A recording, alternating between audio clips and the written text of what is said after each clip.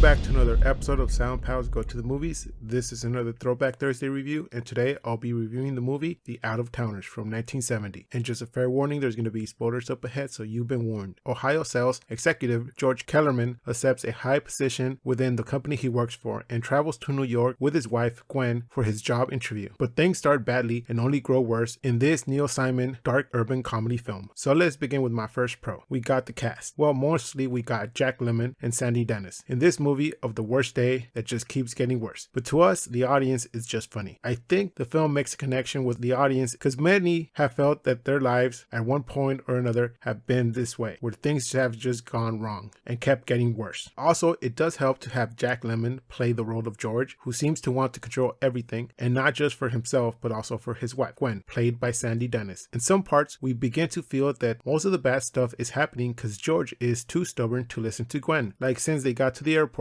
and she wanted to keep a bag because it had money and also George's ulcer medication, but he insisted that she just let the airline take care of it and that he knew better. He also rejected the in-flight meal, and he also doesn't let Gwen have any coffee. All this comes back to bite him later in the film. So that is part of the humor. He is getting payback for some bad decisions that he made, or as others might call it, karma. Next pro. The film did well that it even got a 1999 remake starring Steve Martin and Goldie Hawn, but I won't compare both films to each other. Just wanted to point out that there is a newer version out there, but I won't stop you from watching both. I mean, one does have Jack Lemmon and the other have Steve Martin if you want to watch it. I'm just saying. Next pro. I don't know, but I find the ending to be nice. George finally did see his wrongs, and also that his wife Gwen kept being positive for him so that he wouldn't give up for his interview that he really wanted to make. And for him to come back and say they offered him everything, but he told him just what Gwen said, that he would rather live in Ohio with his wife and kids than come live in the city. This made me clap internally and say, good boy, George. You do value your wife's input. Also, I did have a laugh at the end when the plane got hijacked and George turns quickly to Gwen and we see Gwen's face like, oh boy, here we go again. Next pro, the length and pace of the movie. The length is really nice, coming in at an hour and a half, and the pace is good. It keeps going, never slows down, and if it does kind of slow down, it's for some character development or to push the plot along. And now on to my cons. A few minor cons that I had. At the beginning, as the couple are driving to the airport, Gwen says that they never got on a flat tire in the 2 years they've been married, but we see that right before they leave the house, their teenage kids come out to wave them goodbye. So for this to be possible, they would have had to be married for longer, or they had the kids before they got married. But for a movie from the 70s, most couples we see with kids are wed because before they wanted to be more traditional, or the other possibility is the kids are from a previous marriage from either George or Gwen. Also, when George is driving and he talks to Gwen to see if she's happy with the new changes and if she's going to be happy in New York, or as he puts it, happier, we see that in the road is a straight road with trees. But when George pulls over, we see that straight ahead is a diner and there's no more trees. Then when they were walking in the rain in New York and talking about all the trash and then who's going to pick it up, we do see a long mic wire coming out of George's coat. Okay, this is really nitpicking because I know there's a few other things that we can see that are wrong in the film, but like I said, most of these things could have been fixed. There is no excuse for the director to not catch these because some might be easily mistakes they can just record over, or it's something to do with the dialogue. I just wanted to keep it as a con. Next con. It is sort of linked to the one before, and it's the one most people will point out. Why didn't George stop and phone a friend, a family member, or even his job after he got robbed? If it was his job, he could have explained that the flight was rerouted and that he tried to get to New York by any means, and once he got to New York, he got robbed. That is an act of God in my book. This would have solved, if not everything, maybe some few things, and that would have been a good start. Since he could have said that he filed a police report and then the interview could have gotten pushed back or something, and then he could have worked something out later on. But I know by pointing these things out, it would mean that the movie would never have gotten made, or we would never had a movie to start with. It's the same logic as when you talk about the Lord of the Rings. What if the Eagles flew Frodo to Mordor to throw the ring in? We wouldn't have gotten the trilogy. So I know how that sounds. I'm aware of it. So my final grade for this movie is going to be a 7 out of 10. I would still say that this movie was entertaining and funny, just to see how bad things can really get just to one person who really wants to get to his job interview by any means necessary. Also, I feel that seeing old films, especially for the newer generations, gives them kind of a look to see how things were back in the day. Take the airport for example. Them giving themselves 1 hour to get on the plane and also no TSA. I bet some of the people watching it from nowadays are going to be like, was that even possible? And older people would be like, yep, it was great at one point. Also, just to see New York from the sky, how it was back in the 70s, and how have things changed over over time, especially with technology. In the film, seeing the old phone booth, trains, and even how police officers would dress, I think some people would enjoy it just to compare it back then to nowadays and how things have progressed. But I did find this film entertaining, it kept my focus, and it was funny, and also the ending wrapped it up pretty well. So that does it for this review of The Out of Towners from 1970. Please join us next time where we're going to review The Last Action Hero. You think you're funny, don't you?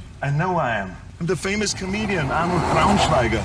Schwarzenegger. Gesundheit. Please like, comment, and subscribe. You can find our social media links below. And like always, keep watching movies.